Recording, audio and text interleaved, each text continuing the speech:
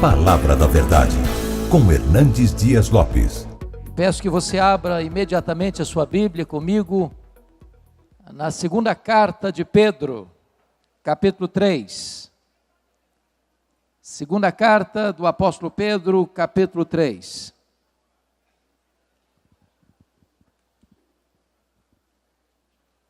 Pedro escreve assim: Amados, esta é agora a segunda epístola que vos escrevo.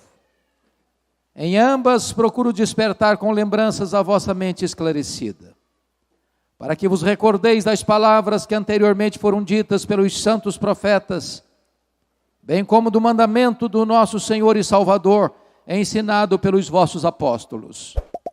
Tendo em conta, antes de tudo, que nos últimos dias virão escarnecedores com os seus escárnios, andando segundo as próprias paixões e dizendo: onde está a promessa da sua vinda? Porque desde que os pais dormiram, todas as coisas permanecem como desde o princípio da criação. Porque deliberadamente esquecem que de longo tempo houve céus bem como terra, a qual surgiu da água e através da água pela palavra de Deus, pela qual veio a perecer o mundo daquele tempo afogado em água. Ora, os céus que agora existem e a terra, pela mesma palavra, têm sido entesourados para fogo, estando reservados para o dia do juízo e destruição dos homens ímpios.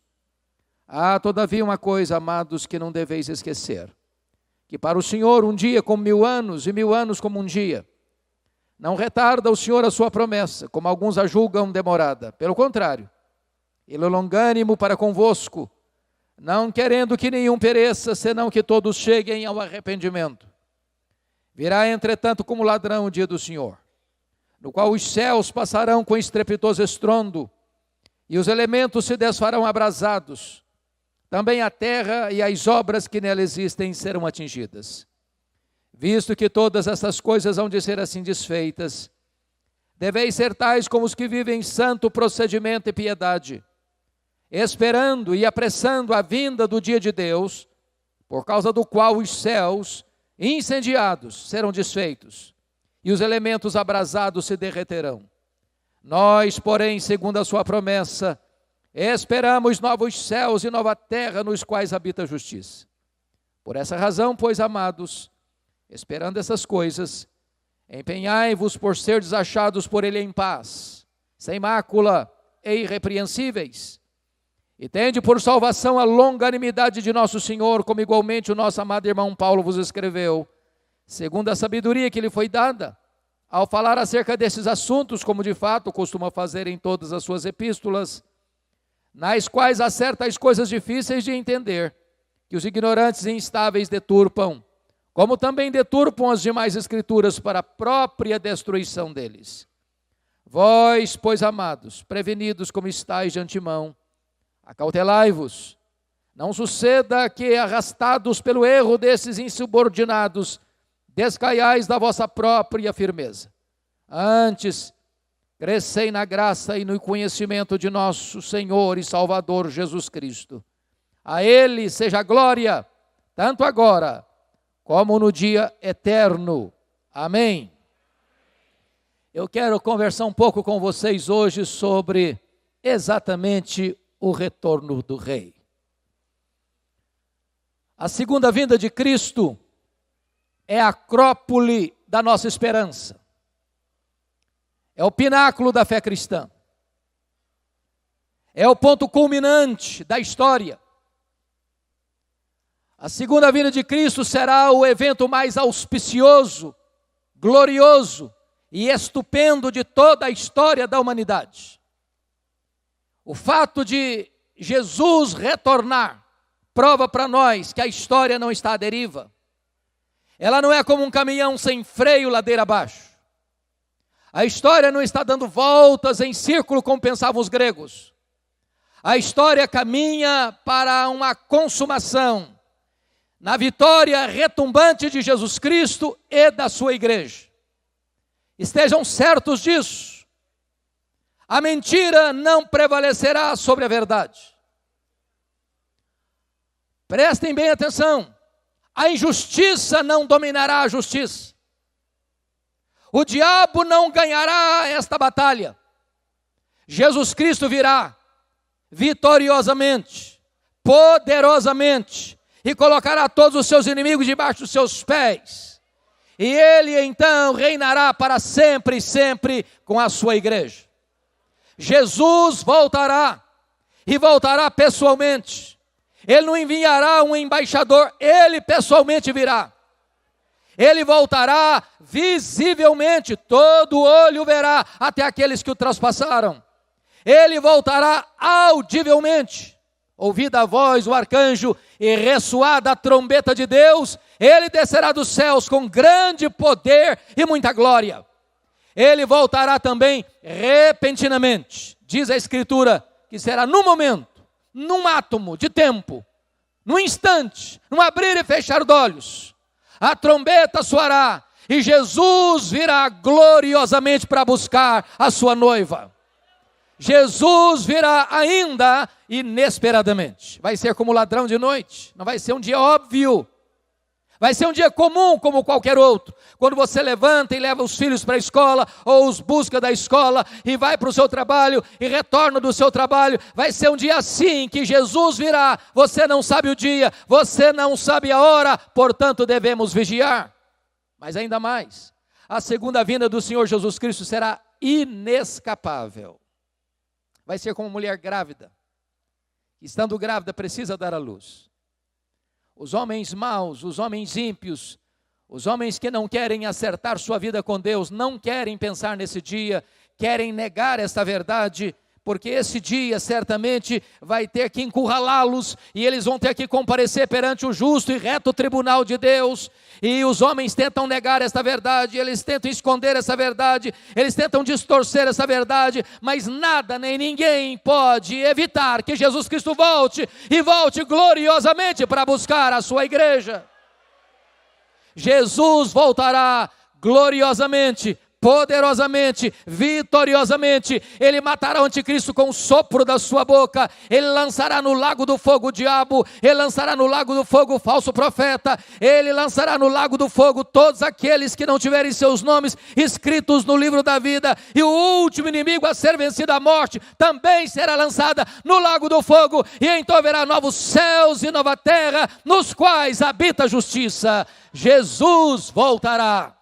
E é sobre isso que Pedro vai tratar neste texto que nós acabamos de ler. Então peço que você, com a Bíblia aberta, confira comigo, por gentileza. Pedro começa assim: amados, esta é agora a segunda carta que vos escrevo. É claro, nós temos a primeira carta e esta é a segunda. Ele diz: em ambas, procuro despertar com lembranças a vossa mente esclarecida. Isso me dá um grande alívio, porque os apóstolos não tinham a pretensão de sempre trazer coisas novas. E eu não tenho também a pretensão de trazer nenhum fato novo a você. Eu estou aqui hoje recordando a você aquilo que você já sabe. As mesmas verdades, as antigas verdades, sempre novas verdades, poderosas verdades. A verdade de que Jesus Cristo vai voltar. E Pedro está dizendo isto para introduzir o que ele vai, de forma pontual, destacar no verso 2. Para que vos recordeis das palavras que anteriormente foram ditas pelos santos profetas, bem como do mandamento do Senhor e Salvador, ensinado pelos vossos apóstolos. O que Pedro está dizendo aqui é o seguinte: o assunto que eu vou tratar, a segunda vinda de Cristo, não é um assunto novo, não é um tema inédito. Essa verdade já foi tratada pelos profetas. Há mais profecias no Velho Testamento sobre a segunda vinda do que sobre a primeira vinda. Todos os livros do Novo Testamento, exceto Filemon, 2 de João e 3 de João, tratam desta magna doutrina, segunda vinda de Cristo. Este mesmo assunto o próprio Jesus tratou. Lá em Mateus 24, quando perguntaram para ele: Senhor, quando vai ser esse tempo da consumação dos séculos, que senão haverá da tua vinda? E ele respondeu: vede que ninguém vos engane. Haverá guerras, rumores de guerras, nação contra nação, reino contra reino. Surgirão muitos falsos profetas e enganarão a muitos. O amor se esfriará, mas este evangelho será pregado em todo o mundo para testemunhar a todas as nações, então verá o fim. Esta mesma magna verdade também foi pregada e ensinada pelos apóstolos. Pedro tratou disso, João tratou desse assunto, Paulo tratou desse assunto. Então o que Pedro está dizendo é que a palavra de Deus unanimemente trata da segunda vinda de Cristo. Nota de rodapé. É muito comum você escutar hoje alguém dizendo o seguinte: o Deus do Antigo Testamento é o Deus da ira, é o Deus da guerra, é o Deus do sangue. O Deus do Novo Testamento é o Deus da paz, é o Deus do amor, é o Deus da graça. Não, não é bem assim não. Não existe esse conflito entre o Antigo e o Novo Testamento. É o mesmo Deus, de toda a graça, de infinito amor.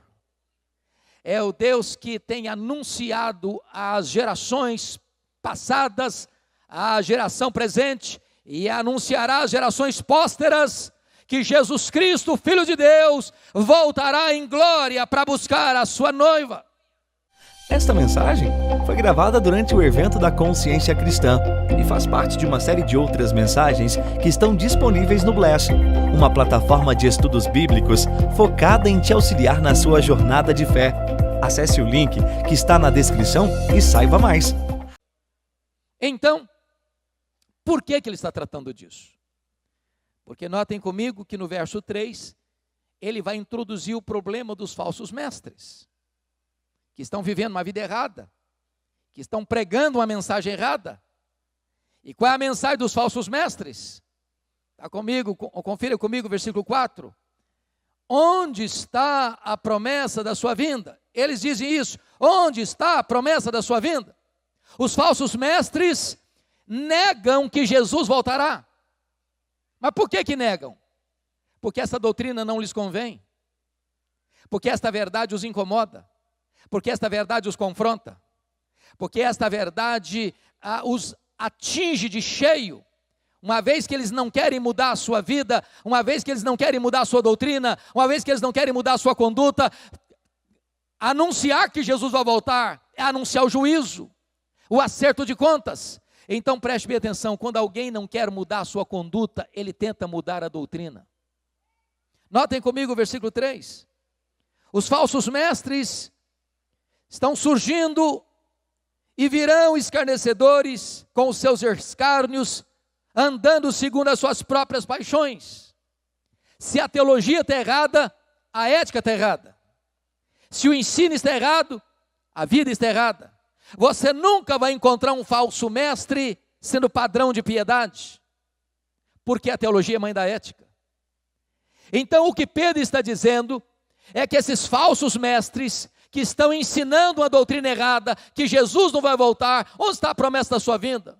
Os profetas falaram, os apóstolos falaram, o próprio Jesus falou, por que ele não veio ainda? E eles duvidam, e eles negam. Agora notem comigo, qual é o argumento dos falsos mestres para dizer que Jesus não voltará? Confira comigo o verso 4. Eles dizem assim: porque desde que os pais dormiram, todas as coisas permanecem como desde o princípio da criação. O que estão dizendo é o seguinte: Jesus não voltará porque nada mudou até hoje.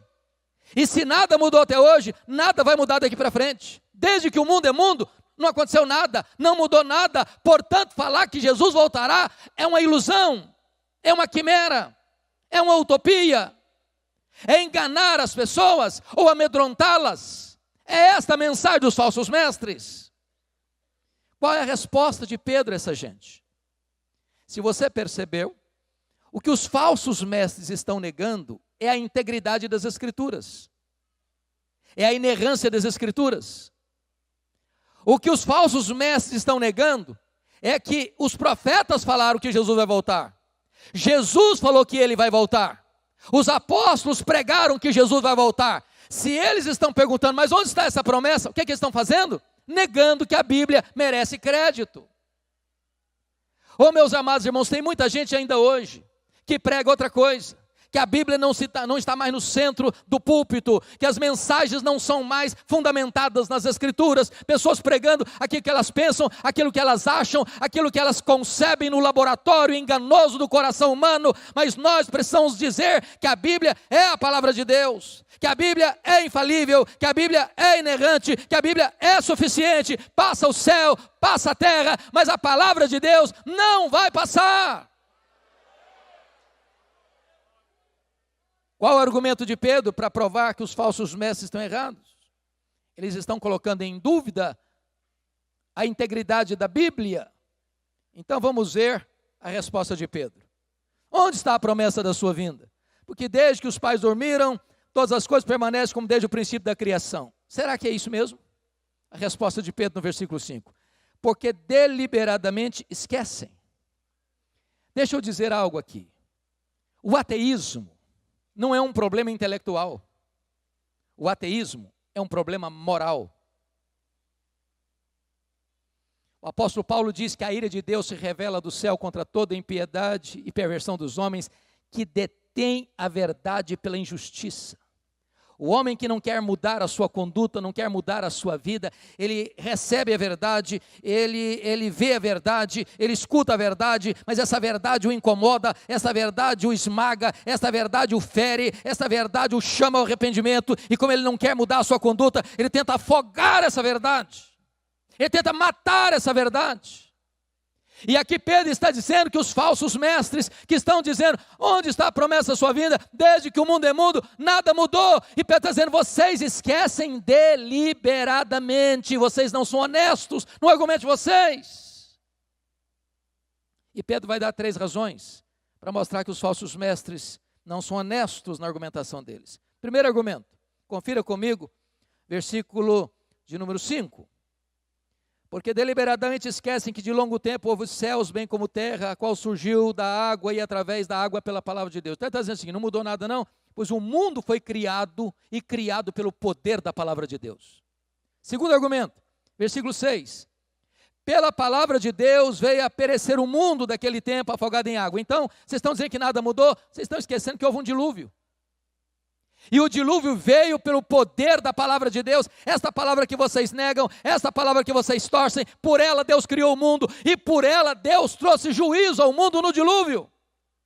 Terceiro argumento de Pedro, confira comigo o versículo 7.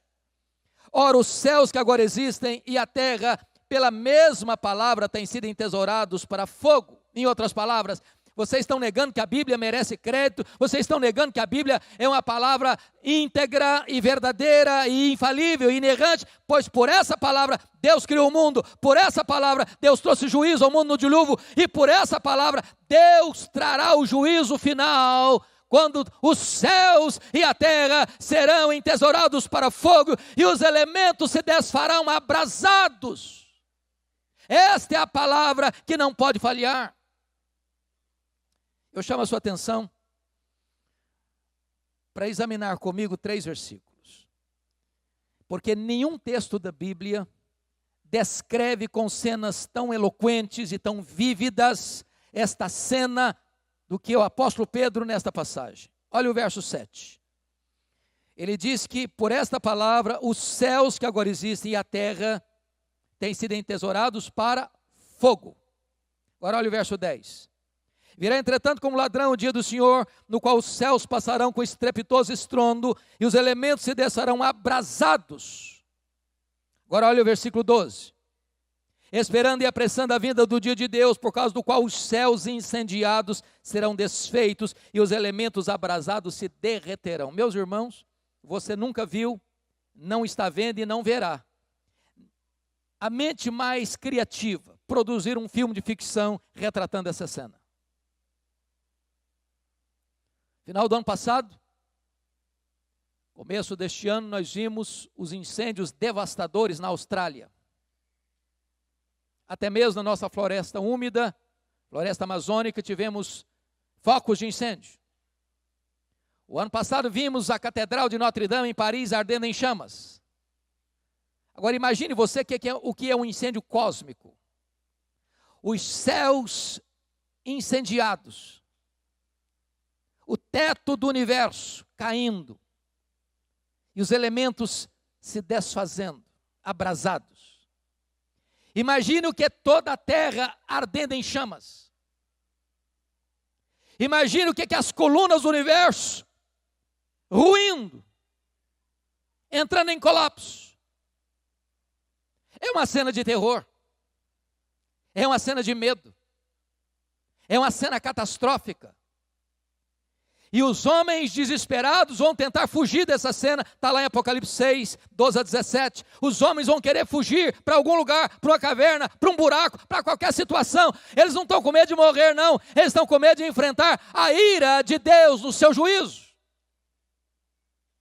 Esta é a cena que Pedro está descrevendo, meus amados irmãos, da segunda vinda do Senhor Jesus Cristo. Mas fica ainda a pergunta dos falsos mestres: cadê a promessa da sua vinda? Por que está demorando? Se você é a quarta geração de crente e está aqui hoje, seus bisavós falaram da segunda vinda de Cristo, seus avós falaram da segunda vinda de Cristo, seus pais estão falando da segunda vinda de Cristo, você está ouvindo sobre a segunda vinda de Cristo. Paulo esperava a segunda vinda de Cristo para os seus dias, os pais da igreja esperavam para os seus dias, os reformadores esperavam a volta de Jesus para os seus dias. E a pergunta ainda é: por que ele não voltou ainda? Cadê a promessa da sua vinda?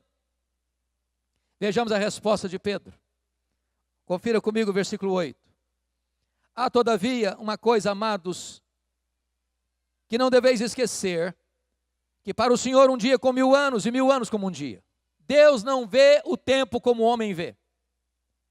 Deus está lá no passado, Deus está aqui no presente, e Deus está lá no futuro, no seu eterno agora. Ele não conta o tempo como nós contamos. Então, Pedro vai mostrar outra coisa. Mas por que ele está demorando? É a pergunta dos falsos mestres. Cadê a promessa da sua vinda? E talvez você é crente e diz: Senhor, por que o Senhor não volta logo? Tem crente querendo: Senhor, volta logo, mas não é porque quer que Jesus volte, não é porque está querendo sair dessa magrela que está vivendo. E por que não voltou ainda?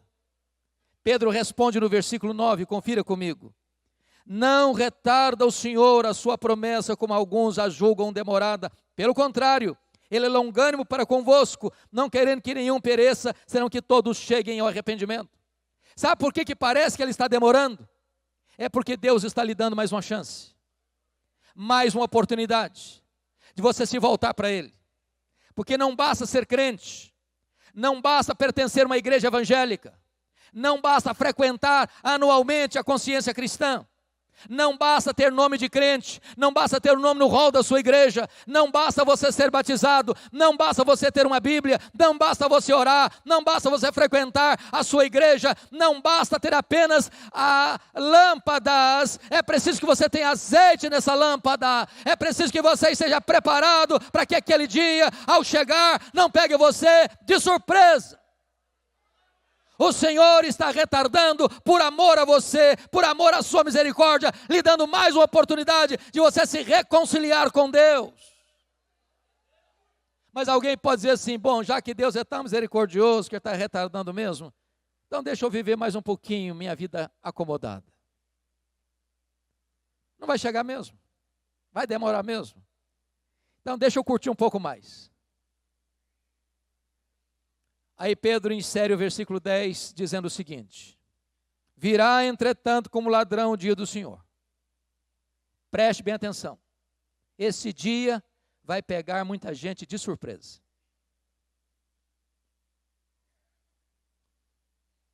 Além do mais, nem você nem eu, tendo saúde ou não tendo, tendo dinheiro ou não pode garantir que estaremos vivos, não podemos garantir que estaremos vivos amanhã, nem daqui a 5 minutos. Quando perguntaram para John Wesley, o que você gostaria de estar fazendo quando Jesus voltar? Ele respondeu: eu gostaria de estar fazendo o que eu faço todo dia. Todo dia eu estou esperando, todo dia estou preparado. Eu não sou filho das trevas para esse dia me pegar de surpresa. Eu sou filho da luz, estou aguardando este dia ansiosamente. Oh, amados irmãos, eu louvo a Deus, porque Consciência Cristã escolheu esse tema para este ano. A segunda vinda de Cristo é uma doutrina que está sendo escanteada em muitas igrejas. Não se fala mais sobre esse assunto. Não se canta mais sobre a segunda vinda de Cristo. Não se prega mais sobre a segunda vinda de Cristo. O que se escuta hoje é que o homem está construindo um paraíso aqui. É a teologia da prosperidade, é a teologia do homem no centro, é a teologia da glória do homem na terra. E isso está esvaziando o povo da verdadeira esperança, dando ao povo um veneno mortal, morte na panela, enquanto que a esperança, a gloriosa esperança, a imarcessível esperança está sendo sonegada ao povo evangélico brasileiro. É necessário dizer que nós aguardamos o nosso glorioso Redentor. Lá no céu está a nossa pátria, lá no céu está a nossa herança, e é para lá que estamos indo. Aqui somos peregrinos, aqui somos forasteiros, aqui não temos território permanente, aqui não temos pátria permanente, aqui não temos herança permanente. A nossa pátria está no céu, e é do céu que aguardamos o nosso glorioso Redentor.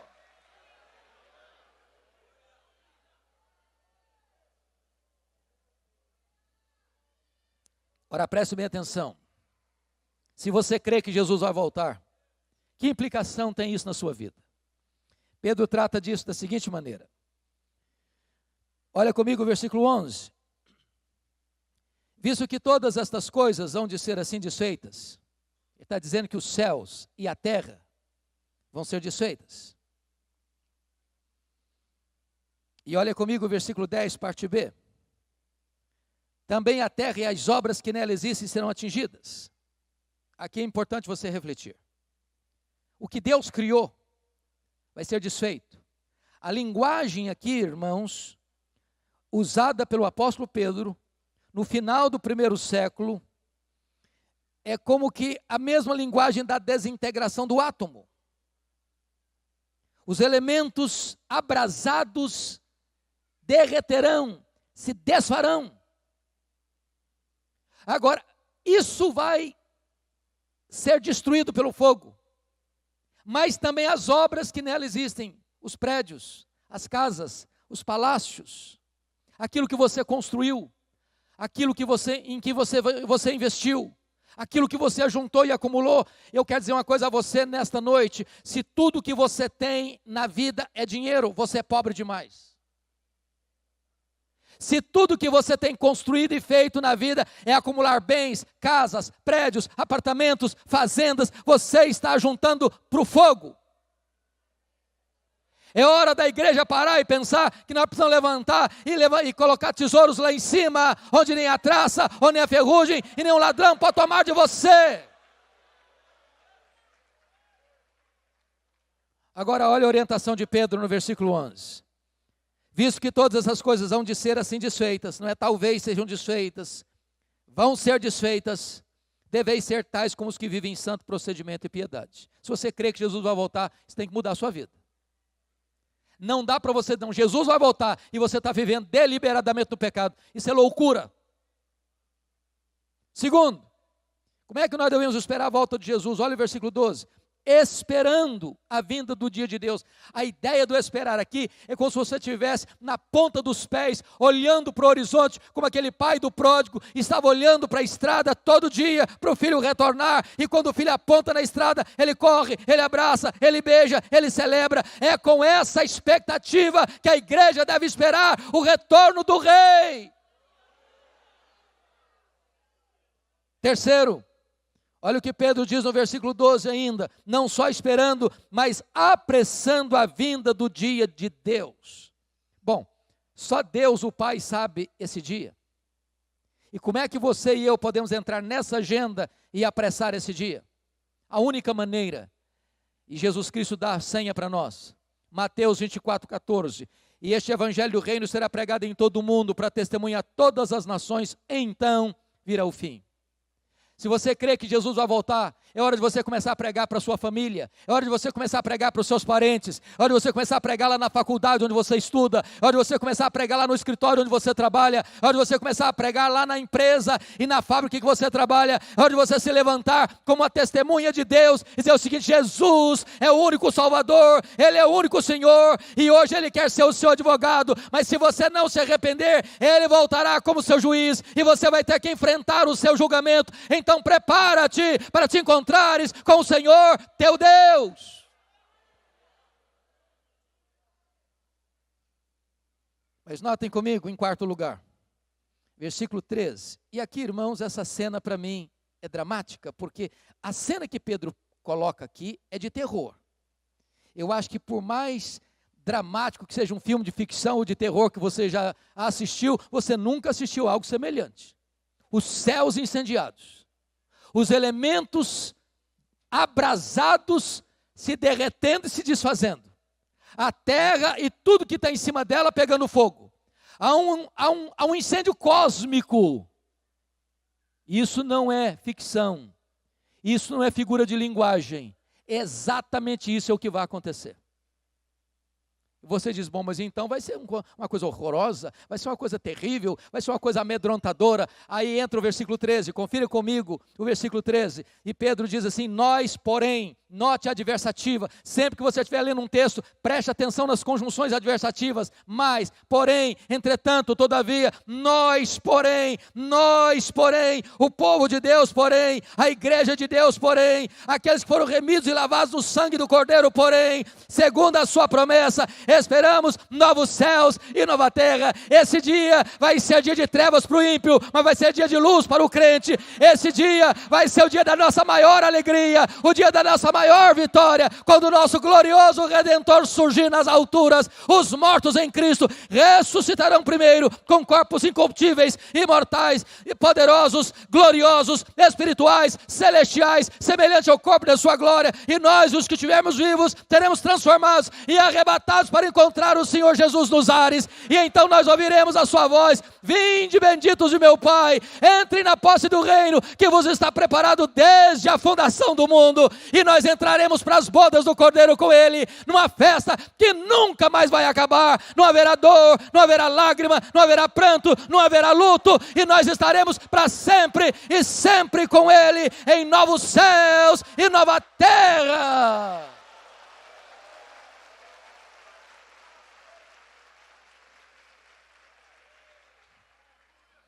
E eu quero concluir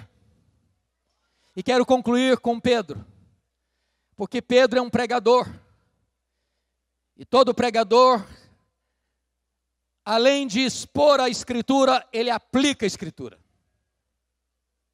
Então Pedro vai fazer no seu discurso, no seu sermão sobre a segunda vinda, sobre o retorno do rei, 4 aplicações práticas, e com essas eu termino a palavra.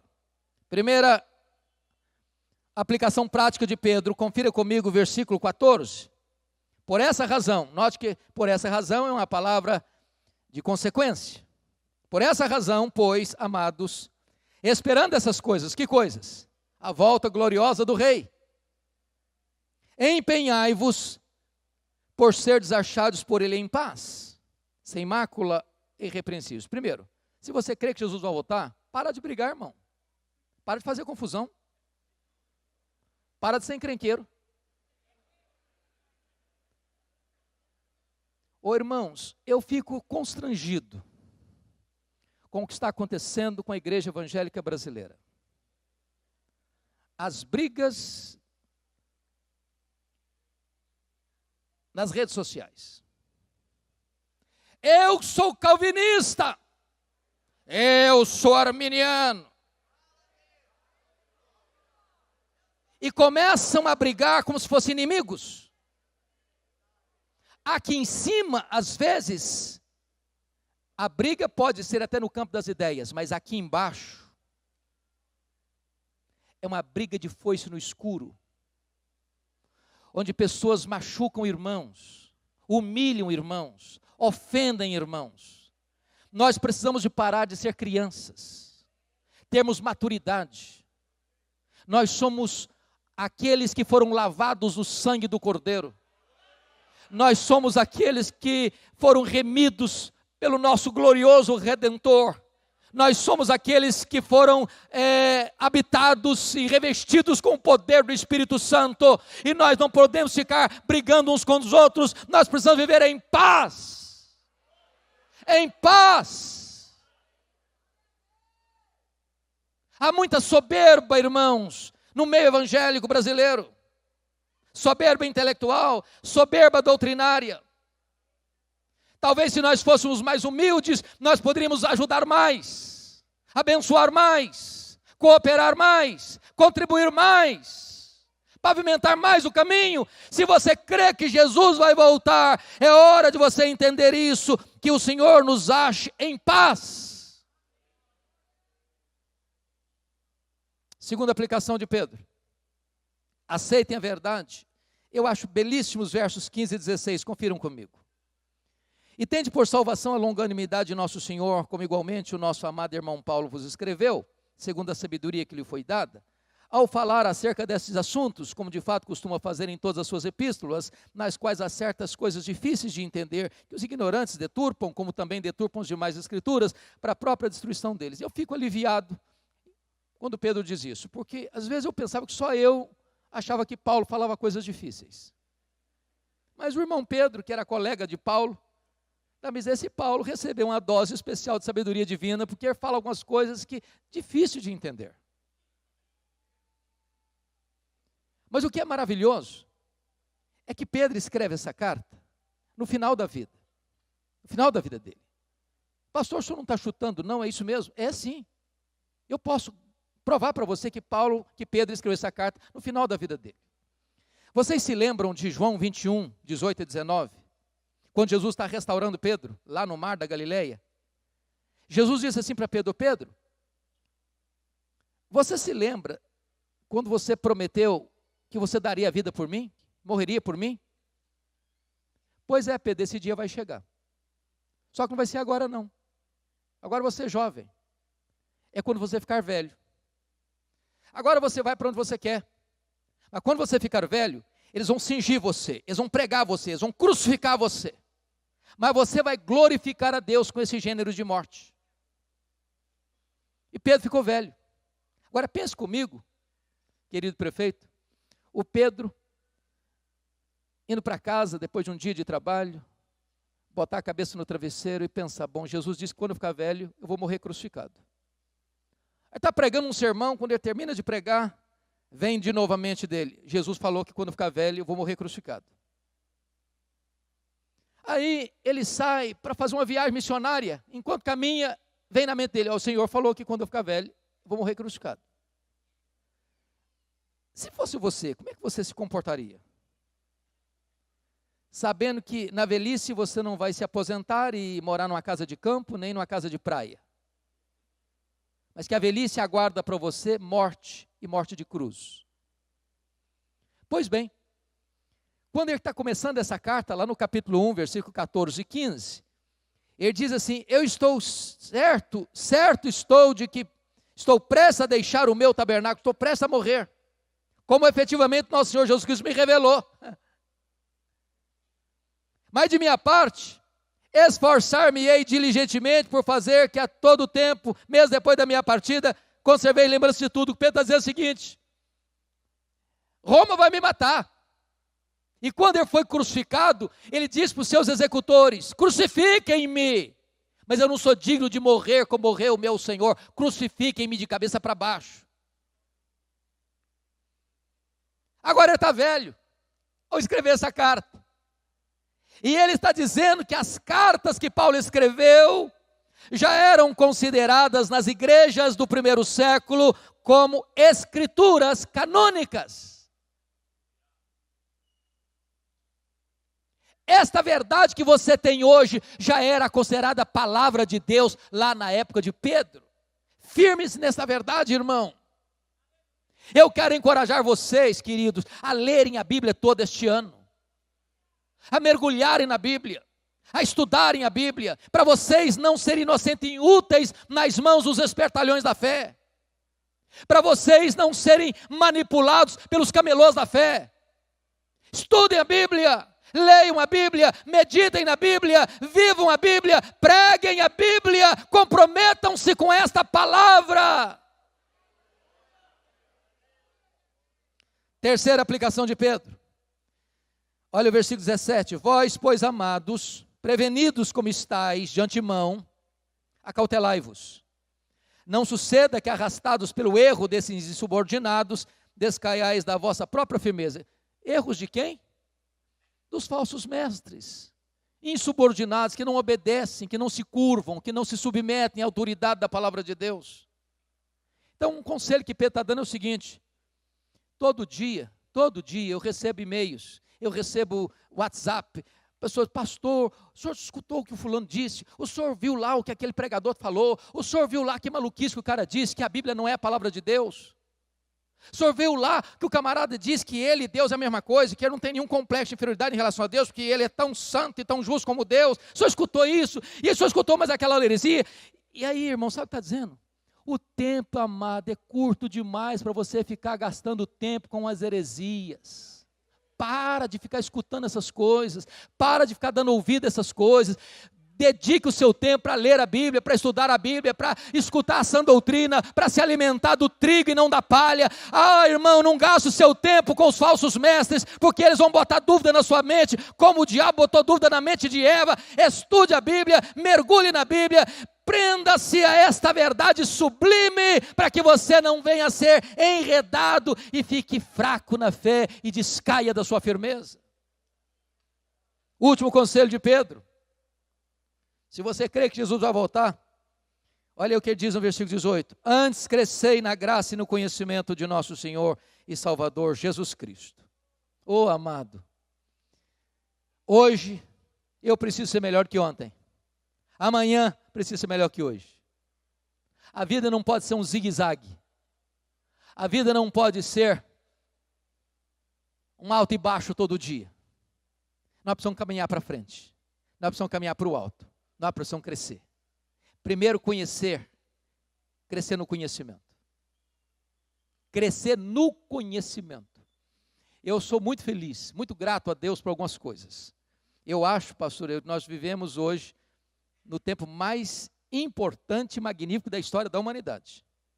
Ninguém viu o que nós estamos vendo. Ninguém. Esta conferência está sendo filmada. Mais gente vai ver o conteúdo dessa conferência depois do que está vendo presencialmente. Que coisa maravilhosa. Hoje, amados, nós temos Bíblia de estudo do que você puder imaginar. Bíblia para criança, Bíblia para adolescente, Bíblia para jovem, Bíblia para casais, Bíblia para adulto, Bíblia para velho, Bíblia para descasado, Bíblia para aposentado, Bíblia de tudo quanto é jeito que você quiser. Mas você pega e diz assim para o povo: vamos abrir a Bíblia lá em Miqueias. O povo começa a ler lá em Gênesis. Analfabeto da Bíblia. Amados irmãos, está na hora de nós investirmos no conhecimento. Crescei no conhecimento. E mais, crescei na graça. Porque não basta só conhecer, amado. Tem muito crente que sabe demais, mas está seco igual um poste, está árido igual um deserto. Não basta ter luz na cabeça, é preciso ter fogo no coração. É preciso ser cheio do Espírito Santo. É preciso viver uma vida de piedade, de santidade, de irrepreensibilidade. É preciso ter azeite na sua lâmpada. É preciso estar cheio do Espírito Santo de Deus. E Pedro termina o seu sermão com a doxologia. A ele, ao Rei, seja a glória, tanto agora como no dia eterno. Os púlpitos precisam voltar a ser cristocêntricos e não coaching. Os púlpitos precisam voltar a colocar a Bíblia no centro e não psicologização humana. Oh, amados irmãos, Que Deus restaure a sua igreja. Que Deus renove e reavive a sua igreja. Para que nós estejamos com os olhos fitos na volta do Rei. O amado da nossa alma. Aquele que morreu por nós, que ressuscitou, que está vivo, está à destra de Deus, está ataviando a sua noiva e vai voltar pessoalmente, visivelmente, audivelmente, inesperadamente, repentinamente, inescapavelmente, gloriosa e poderosamente. A Ele por tanta honra, a Ele por tanta glória, a Ele por tanto louvor, agora e no dia eterno. Aleluia. Amém.